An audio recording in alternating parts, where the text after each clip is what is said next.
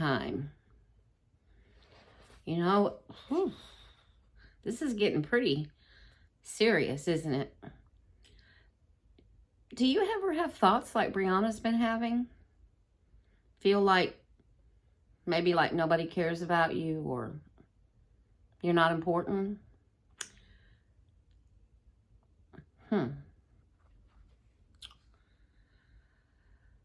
The Prince Warriors Volume 2, Chapter 27, The Swarm. Rook, in full armor, sword slung at his side, entered the corridor of keys just as Ruach was opening the empty box with the purple satin lining. "How's Finn?" Ruach asked casually. "Making progress," said Ruach, his voice steady and affirming. "But he is not yet battle ready. The warriors will be few for the coming invasion." Rook came up beside Ruach and looked down at the box. "Evan still has it?" Rook said with a sigh. "The key?" "Yes. He is on a mission to open Quarraton." "Alone?" "Not alone. I'll watch over him, and you will protect him." "Is that why I'm here?" Rook asked. "You, more than anyone, understand the threat that Evan faces." "Does the enemy know Evan has the key?" "He will as soon as Evan enters the Quarraton field. Therefore, you must make sure Evan is not delayed or captured." "Where is he now?" Rook asked. "In the Sand Canyon." Rook looked thoughtful. "There hasn't been a Prince Warrior to open a Quarraton in many years. Are you sure Evan can do it?" "He was chosen for the task.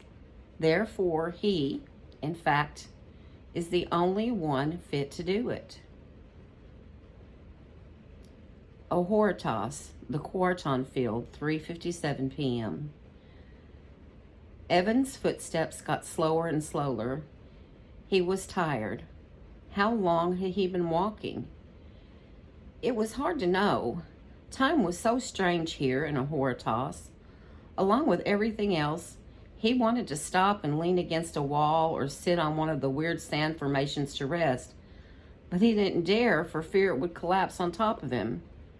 He thought back to his first trip to Ohoritas, when he and Brianna had to walk down a dark city street with all the scary, crooked buildings that looked as though they would topple over any second, which they did.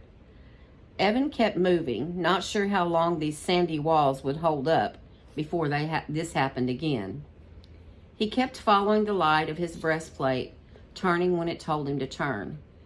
It was strange that even when there didn't seem to be a way forward, if he took a step in the direction the breastplate pointed, an opening would suddenly appear. It was there all along. He just couldn't see it until he got close enough. But the sand walls, with their brilliant colors and outlandish shapes, were starting to make him feel dizzy and disoriented. For all he knew, he could be walking upside down. "Follow the armor," he told himself over and over. He had learned from his previous journeys here that as long as he followed the armor, he would stay on the right track, even if everything around him went wrong. A sudden fierce wind came up, nearly knocking him backward. He bent over, shutting his eyes and dipping his head against the billows of sand assaulting him. He suddenly remembered Levi and Brianna's first entrance into Ohoritas and the sand grobel that had attacked them. Was this wind a sign that a grobel was coming again? Evan hoped not, but at least he had the seed to protect him this time. He dug into his pocket for the seed, just in case. Just in case he'd need it, it was there. He felt the key there as well. He pulled it out and looked at it. The key. He had almost forgotten he had it. He should have put it back before he left. Now he was headed into strange new territory with the very key Pony Rose had wanted so badly. The one Ruach had only recently retrieved. This could not be good. It was terrible, in fact. He was in deep, deep trouble, worse even than when he'd taken a $10 bill off Mom's dresser that one time. Mom knew it, of course. That whole eyes in the back of her head thing. Did that mean Ruach knew about the key as well? Was this mission his way of teaching Evan a lesson that he wouldn't forget? Evan kept dipping his head against the furious wind. With every step, he felt as though he were pushing against some sort of gravitational force that was trying to knock him back. But his boots felt sure and stable, keeping him planted solidly on the hard ground. Gradually, the wind died down, as if realizing he was not going to be able to stop Evan from moving forward. He noticed the sand canyon walls were disappearing, like they'd been blown away, revealing odd-shaped rock formations as big as houses scattered over a barren landscape.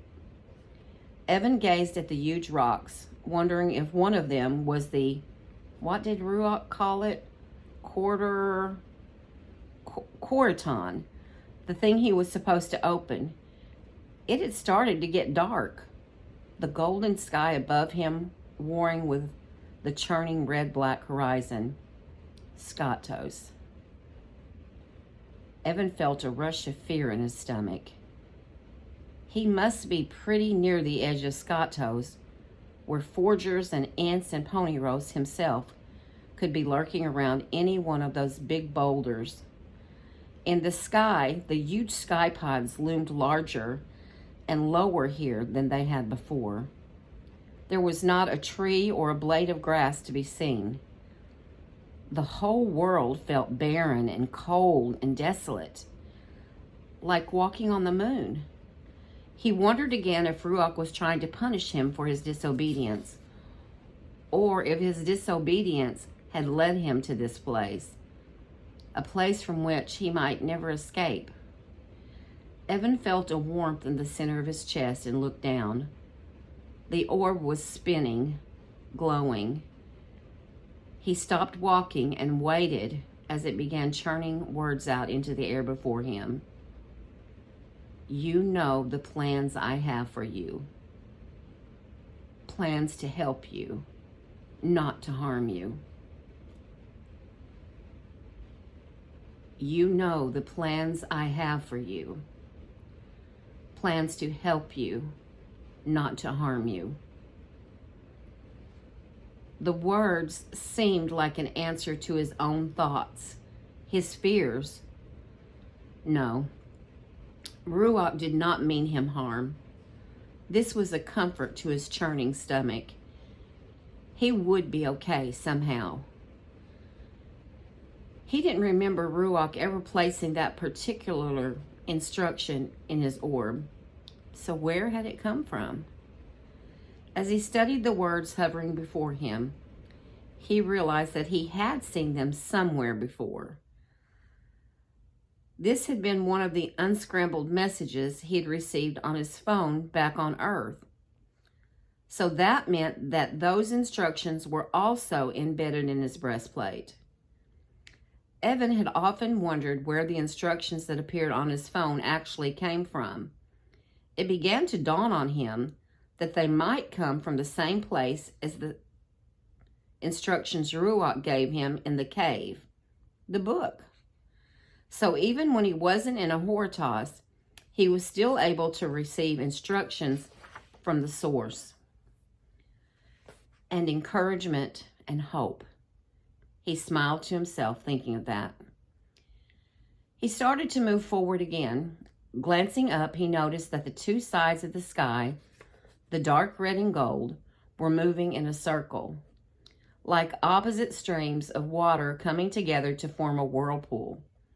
He stopped and stared, shocked by the churning sky. It continued to twist and turn, color against color, layer against layer, until each one blurred into the other. But it was the center of the circular pattern that concerned Evan the most. It looked very dark, like a hole was forming, widening as it grew. A storm was coming.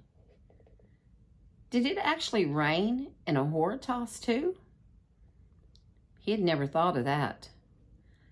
But as Evan watched a mass of dark specks burst through the hole, spiraling toward the ground like a tornado, touching down, pulsing with thousands of tiny red lights, Evan realized this was not an ordinary cyclone, and it only took a moment before he knew for sure what it was.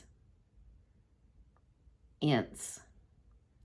Hundreds, thousands, gajillions, the biggest swarm he had ever imagined, and they were headed straight for him.